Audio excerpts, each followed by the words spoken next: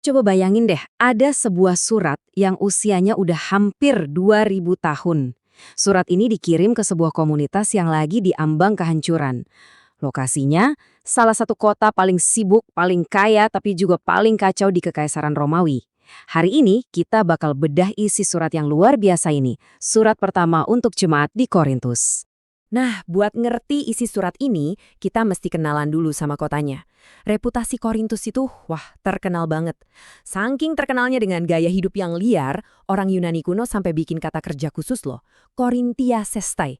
Artinya, ya bertindak seperti orang Korintus, hidup seenaknya, amoral, dan penuh pesta pora. Latar belakang inilah yang jadi sumber dari semua masalah di dalam surat ini. Jadi, untuk benar-benar memahami suratnya, kita harus memahami kotanya. Gereja di Korintus ini lahir dan tumbuh di tengah kota yang, ya, bisa dibilang kacau balau. Dan celakanya, kekacauan kota itu mulai merembes masuk ke dalam gereja. Kalau mau dibayangin, Korintus itu kayak kota metropolitannya zaman itu. Pusatnya dunia lah. Posisinya strategis banget dengan dua pelabuhan besar. Jadi pusat perdagangan internasional, semua budaya, Romawi, Yunani, dan macam-macam lagi, ketemu di sini. Tapi di balik semua kemewahan itu, ada sisi gelapnya. Reputasi moralnya yang anjlok. Plus, kota ini tuh gila status. Puncaknya, mereka jadi tuan rumah pesta olahraga Istimian, ajang olahraga terbesar kedua setelah Olimpiade. Nah, tiga hal ini nih, duit, kebebasan yang kebablasan, dan gila status, ini yang jadi biang keladi semua masalah di gereja. Disinilah letak anehnya jemaat Korintus. Di satu sisi, mereka itu brilian, karunianya melimpah. Tapi di sisi lain, mereka tuh lagi diambang kehancuran. Kenapa? Ya karena virus dari kota mereka, obsesi pada status, kekuasaan, dan kebebasan tanpa batas, udah menginfeksi gereja. Dan ini menciptakan konflik internal yang serius banget. Oke, di tengah kekacauan itu muncullah Paulus. Dan dia datang bukan cuma buat ngasih nasihat biasa loh, dia bawa sesuatu yang radikal, sebuah argumen tandingan yang menantang semua nilai yang diagung-agungkan di Korintus. Inilah pertarungan antara hikmat salib melawan hikmat dunia. Masalah nomor 1, perpecahan.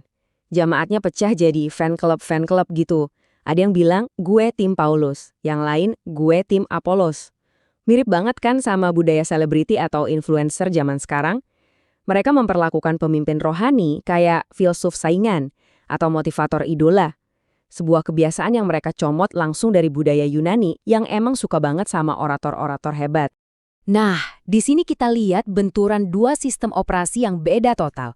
Di satu sisi, ada hikmat dunia ala Korintus. Nilainya apa?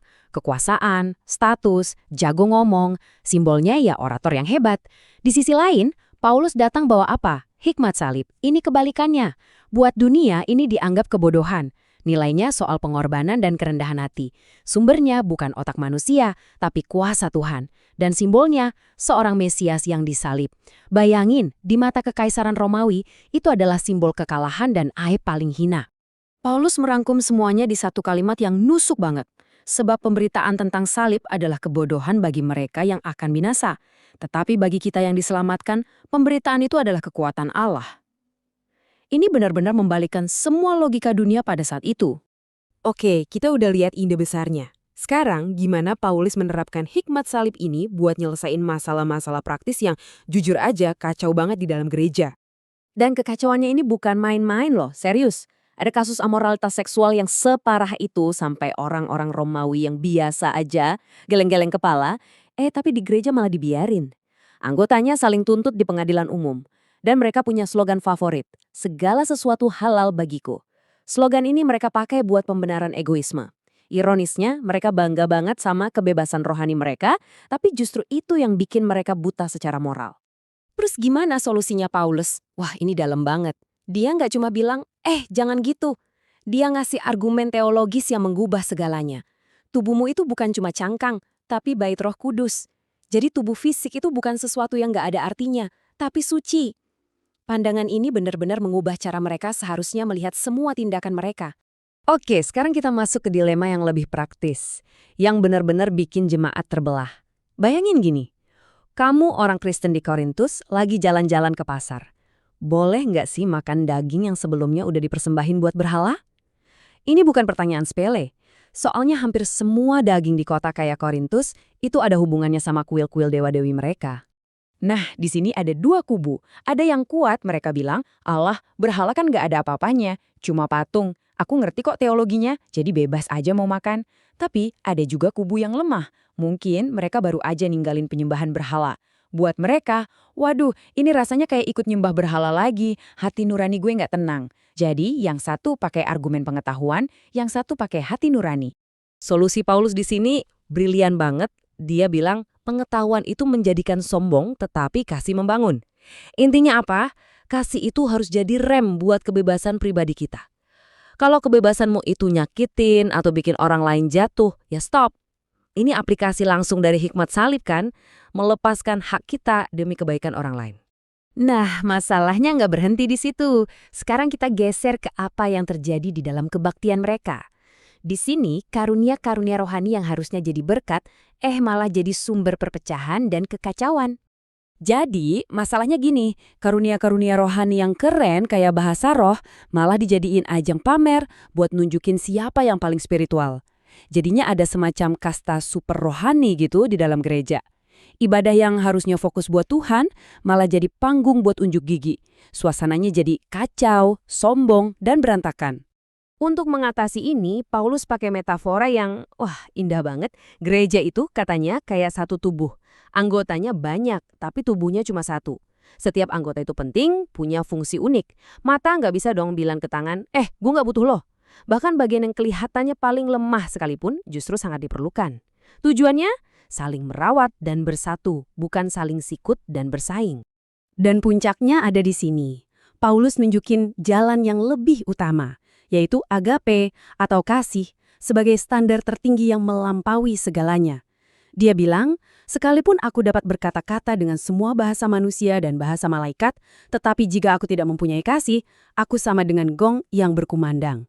Intinya, mau sekeren apapun karunia rohanimu, kalau nggak ada kasih, itu semua cuma jadi suara berisik yang nggak ada artinya.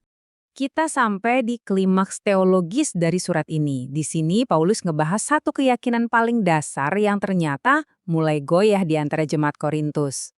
Ternyata nih, ada pengaruh dari filsafat Yunani yang masuk ke gereja. Filsafat ini kan ngajarin kalau tubuh itu cuma penjara buat jiwa. Jadi, beberapa orang di Korintus mulai bilang, nggak ada tuh yang namanya kebangkitan orang mati. Buat mereka, keselamatan itu ya cuma jiwa yang bebas dari tubuh. Wah, ini masalah serius. Ini nyerang langsung ke fondasi iman. Paulus nggak panik. Dia ngasih argumen yang runut dan kuat banget. Pertama, ini fakta sejarah. Kristus bangkit dari kematian dan saksinya banyak banget. Kedua, ini janji. Kristus itu buah sulung, jaminan panen raya yang bakal datang. Ketiga, ini realita masa depan kita. Kalau kita milik Kristus, kita juga pasti akan dibangkitkan. Dan yang terakhir, keempat, ini motivasi kita. Harapan inilah yang bikin semua yang kita lakukan sekarang jadi punya arti. Dan ini dia kesimpulan Paulus yang nendang banget. Dia nyambungin harapan masa depan itu langsung ke kehidupan kita sekarang. Karena itu, saudara-saudaraku yang kekasih, berdirilah teguh, jangan goyah. Sebab kamu tahu bahwa dalam persekutuan dengan Tuhan, jerih payahmu tidak sia-sia. Harapan kebangkitan itu bukan cuma buat nanti, tapi jadi bahan bakar kita buat berdiri teguh hari ini. Terus, apa urusannya sama kita sekarang? Kenapa surat Wa ini masih penting? Nah, di bagian terakhir ini, kita coba tarik benang merahnya ke zaman kita. Coba deh kita pikirin bareng-bareng. Dunia kita sekarang, yang gila sama kultur influencer, yang gampang banget terpecah belah karena geng-geng digital, dan yang gak ada abisnya ngomongin soal hak dan kebebasan individu, mirip banget kan sama Korintus? Pertanyaan yang surat ini tinggalin buat kita semua adalah, di tengah budaya yang memuja status dan kekuatan seperti ini, gimana caranya hikmat salib, yang justru mengutamakan pengorbanan dan kasih, bisa menantang cara kita hidup hari ini? Ternyata, surat untuk gereja yang berantakan ini masih sangat relevan untuk dunia kita yang juga berantakan.